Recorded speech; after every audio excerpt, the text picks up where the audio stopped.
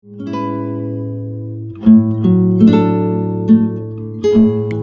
now, it's time for DJ Rocky's Secret Files.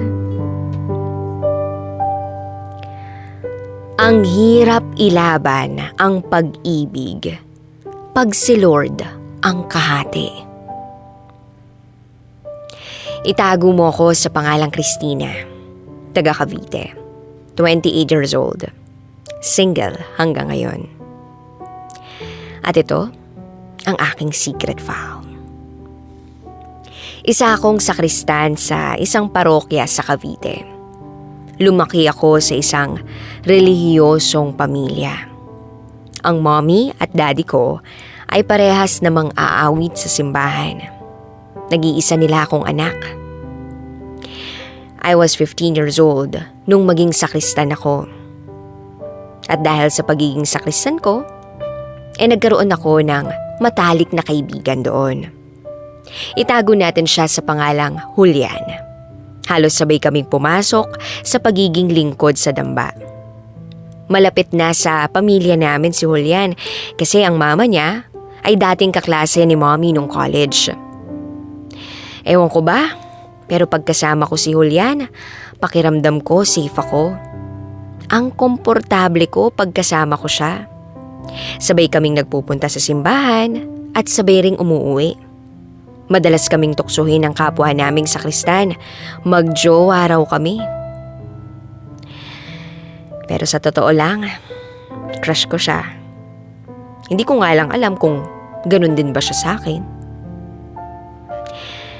Fast forward, isang araw hindi ko alam kung anong pumasok sa kukote ko at bigla na lang binagkas ko ang mga salitang, "Julian, crush kita." Pagkasabi ko noon ay nanlaki ang mga mata niya. Nagulat siya sa mga narinig niya. "Huh? Totoo ba yan? Huwag mo naman akong biruin ng ganyan." Sagot niya sa akin. At nagsinungaling ako.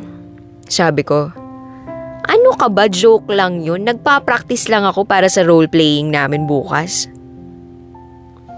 Kahit ang totoo naman, crush ko talaga siya. Pagkatapos kong sabihin yun, ay bigla siyang natahimik. Para bang napakalalim ng iniisip. Kinabukasan, may isinagawang programa sa amin. Sa parokya, may mga madre at mga pare. Nagbigay sila ng mga papel na merong nakalagay na sorry and thank you. Natanggap ko ang mga papel. Yung sorry ay ibinigay ko kay Julian. Kasi nga nagsinungaling ako sa kanya nung sinabi kong nagpa-practice lang ako nung sabihin kong crush ko siya. At doon inamin ko na ang totoo, na crush ko siya. At doon, ayun, nakita ko ang reaksyon niya. Sabi niya, "Tigilan mo nga ako, ang daming pwedeng pag-practicean, wag ako." Pero tumawa siya. Sabi ko, "Sira, totoo yan. O, ito pa, isang papel o. Yan, thank you. Thank you na lang sa lahat. Kung iiwasan mo ko, edi, ikaw bahala. Kasi, ito nga, umamin na ako sa'yo."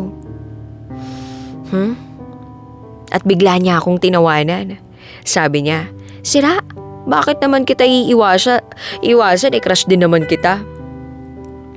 At pagkatapos niyang sabihin yun ay natulala ako. Iniisip ko kung totoo ba ang mga sinabi niya. At ayun, bumalik na kami sa kanya-kanya naming upuan. Pero lutang na lutang pa rin ako dahil sa mga narinig ko. 5 buwan ang lumipas, walang nabago sa amin. Sweet pa rin siya. Ewan ko kung dahil crush niya nga ba ako o ang turing niya lang talaga sa akin ay kaibigan. Kinagabihan, kinausap ako nila mommy at daddy. Sinabing nagpaalam raw sa kanila si Julian na manliligaw daw. Nang malaman ko yun ay napangangan na lang ako. Nahiya sa mga magulang ko kasi hindi naman ako sanay sa ganun. Fast forward, natapos na ang 3 buwan na ligawan. Oo, 3 buwan ang ligawan namin. 18 na naman ako that time kaya sinagot ko na siya. At ngayon, 5 months na kami. Sa loob ng 5 buwan, never kaming nag-away.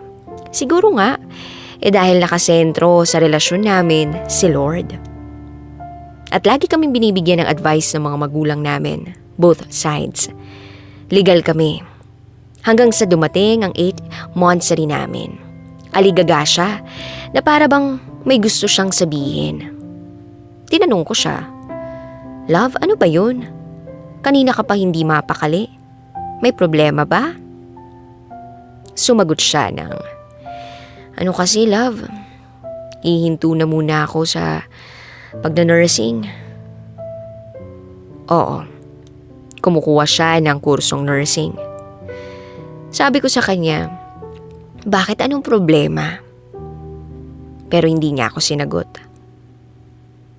At ayun, sabi niya, "Di na ako masaya. Parang may kulang. Parang hindi yun yung calling para sa akin." Sumagot siya. Matapos ang mahabang katahimikan. At doon tumulo na ang mga luha ko. Kasi alam ko na kung anong gusto niyang sabihin. Hindi pa man kasi kami nun, gusto niya nang maging isang pare. At akala ko nakalimutan niya na yun nung naging kami. Pero hindi rin pala. Kaya ang sabi ko sa kanya nung mga oras na yun, "Sige lang, palalayain kita kung yan ang gusto mo." Iniwan ko siya sa simbahan at umuwi ako sa amin. Iyak ako ng iyak. Hindi ako nakakakain. Maghapon lang sa kwarto. Ang hirap palang ilaban ng pag-ibig pag si Lord ang kahati. Fast forward, ilang buwan na akong hindi nakaka-move on at ibinalita lang sa akin ng mama niya na nakapasok na nga raw siya sa seminaryo. Nagsusorry ang mama niya pero ang sabi ko, "Okay na po ako, tita. Suportahan na lang po natin siya." 18 pa lang po ako noon. At siya naman, ganun din. 18 years old pa lang si Julian. At siguro, pwede pang magbago ang desisyon niya. Gusto kong magbago yung desisyon niya. Pero hanggang ngayon nasa seminaryo pa rin siya. At lumipas ang 10 taon, andun pa rin siya. Masaya na ako para sa kanya. Kung yun man ang bukasyong pinili niya, masayang masaya ako para sa kanya. Konting taon pa at magiging isang ganap na pari na siya. Hindi ko na siya matatawag na love, kundi Father Julian. Masakit man, pero kailangan kong tanggapin na mas nangibabaw ang Panginoon sa puso niya. At hindi ko naman sinisisi ang Panginoon. Hanggang dito na lang po. Muli, ako si Christina at ito ang aking secret file. Always your number one FM radio station. Love Radio. Kabisyo, nakarelate ka ba sa secret file na binasa ko? Kung nakarelate ka, mag-subscribe ka na dito sa aming YouTube channel at pindutin mo na rin ang notification bell para updated ka sa mga susunod na episodes ng DJ Rocky Secret File.